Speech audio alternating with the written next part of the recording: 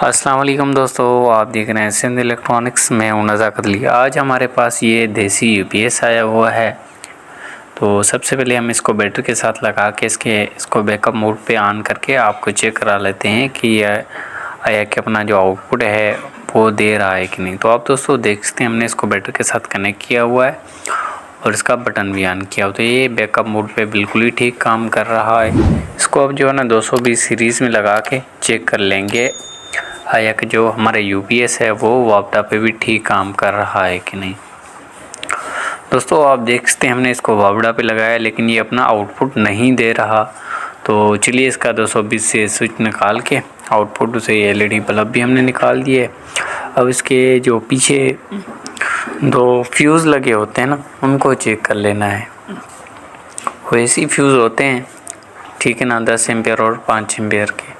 तो अपने मल्टीमीटर को डायोड मोड या बज़र मोड पे रख के आप ये फ्यूज़ चेक कर सकते हैं। तो आप दोस्तों देखते हैं हमने अपने मल्टीमीटर को बज़र मोड पे रखा हुआ है।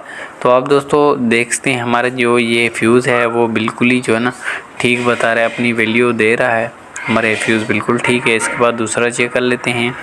तो आप दोस्तों देख सकते हैं हमारा जो दूसरा है वो भी बिल्कुल ही ठीक है। हमारे जो फ्यूज़ हैं ये बिल्कुल ही दोनों ही ठीक हैं। अगर इनमें से भी कोई जो है ना ख़राब हो जाए तब भी ये जो है ना वापडा नहीं लेता यूपीएस। तो अब दोस्तों देखते हैं हमारे दोनों फ्यूज़ बिल्कुल ही ठीक है, मतलब कि हमारे जो यूपीएस में है अंदर फॉल्ट है ठीक है ना। इसका जो है ना तमाम पैचेस खोल के चेक कर लेंगे इसमें किस चीज़ का फॉल्ट है। हमने बैटरी से भी इसको डिस्कनेक्ट किया हुआ है। आया कि इसमें किट का मसला है या फिर अंदर से कोई वायर टूटी है या फिर कोई और चीज़ का मसला है। तो दोस्तों अक्सर औकात जो है ना इसके बाद मेन लीड भी ख़राब हो जाती है ठीक है ना। उसके बाद जो है ना मेन लीड का टांका टूट जाता है या फिर ये सप्लाई जो है ना 220 इनपुट लेती है, आउटपुट 12 या 13 वोल्ट एसी निकालती है, वो भी ख़राब हो जाए तब भी यही मसला करता है। तो दोस्तों हमने इसको ब्लोअर लगा के अच्छा जो है ना अच्छी खासी मिट्टी निकाल दी है। तो सबसे पहले इसके हम जो है ना इसको वापडा में लगा के इसके एसी वोल्टेज चेक लाएंगे किट के जो है ना 2 और 3 नंबर पे। तो दोस्तों आप देख सकते हैं हमने जो है ना इसको अच्छी तरीके से साफ़ कर लिया है।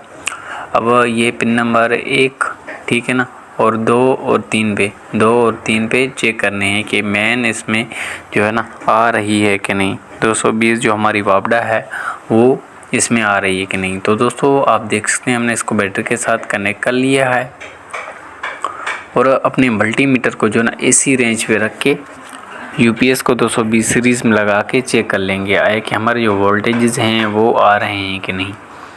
तो आप दोस्तों देख सकते हैं हमने जो अपने मल्टीमीटर को 600 एसी रेंज पे सेलेक्ट कर लिया है। अब इसके पिन नंबर 2 और जो है ना 3 पे वोल्ट चेक कर लेने हैं। आप दोस्तों देखते हैं हमारे वोल्टेजेस नहीं आ रहे। तो चलिए इसकी जो ना मेन लीड चेक कर लेते हैं आया किसमें फ़ॉल्ट है या फिर कोई और फॉल्ट। तो आप दोस्तों देखते हैं यहाँ पे इसकी जो ना न्यूट्रल और फेस आती है, मतलब कि ये वाली मेन लीड जो है ना हमारी एक टूटी हुई फ्यूज़ से ना टूट गई है। तो दोस्तों इसको अच्छी तरीके से फिर से टांका करके चेक कर लेंगे आया कि जो हमारी यूपीएस में यही फॉल्ट था या आगे कोई और फॉल्ट है। तो दोस्तों अगर पिन नंबर 2 और 3 पे जो है ना किट पे आपके वोल्टेजेस बन रहे हैं तो इसके बाद जो सप्लाई लगी हुई है छोटा ट्रांसफार्मर, इस पर आपने जो है ना वोल्टेजेस चेक कर लेने हैं। इस पर भी 220 ही आने चाहिए और जो इसके आउटपुट वोल्टेजेस होते हैं वो 13 या 12 जो है ना एसी वोल्टेजेस वो आउट करता है ट्रांसफार्मर। अगर इसके बाद भी अगर ट्रांसफार्मर भी लगाते हैं और फिर भी आपका जो है ना यूपीएस चार्जिंग मोड पे नहीं जा रहा तो आप जो है ना मेन वेरिएबल होती है ठीक है ना इस ट्रांसफार्मर के साथ ही वो आप तब्दील कर लें ठीक है ना। उसके बाद तब्दील करने के बाद भी अगर आपका मसला हल नहीं होता तो फिर जो ना आप रिले चेक कर लें। तो आप दोस्तों देखते हैं हमने जो ना ये टांका लगा दिया इसका और जो हमारा यूपीएस है वो अब वापडा पे भी अच्छे तरीके से काम कर रहा है। तो दोस्तों इसकी सिर्फ वायर ही टूटी हुई थी, इसी वायर का ही मसला था। तो दोस्तों अगर ये हमारी वीडियो आपको पसंद आ जाती है तो हमारे यूट्यूब चैनल सिंध इलेक्ट्रॉनिक्स को ज़रूर सब्सक्राइब करें और बेल आइकन को दबाना ना भूलें ताकि हर नई आने वाली वीडियो का नोटिफिकेशन आपको बर वक्त तक मिलता रहे। तो दोस्तों अगर ये हमारी मेन लीड जो है ना पिन नंबर 2 और 3 पे आ रही होती तो फिर ये हमारी सप्लाई ख़राब हो सकती थी।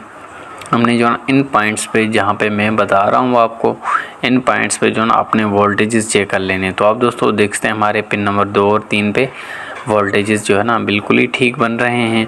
एसी वोल्ट पहले नहीं बन रहे थे। और इसके बाद इन दोनों जो है ना पॉइंट्स पे आपने एसी वोल्टेज चेक कर लेने हैं। अगर आपकी मेन जो है पिन नंबर 2 और 3 पे आ रही है तो यहाँ पे भी 220 वोल्टेजेस ही बनेंगे। और ये ट्रांसफार्मर आउटपुट जो है ना अपनी 13 या 12 वोल्ट करता है, वो भी एसी, ठीक है ना। इसके बाद भी अगर आपका चार्जिंग का मसला हल नहीं होता तो इसके बाद जो 3 वेरिएबल लगी होती हैं, ampere, battery low, battery full, ये भी तब्दील कर लें इंशाल्लाह। इनके जो है ना अलग चेंज करने से भी मसला हल हो जाता है या फिर कोई और फॉल्ट आ जाए। आप दोस्तों देखते हैं हमारा जो फ़ैन है वो भी अच्छे तरीके से वर्क कर रहा है।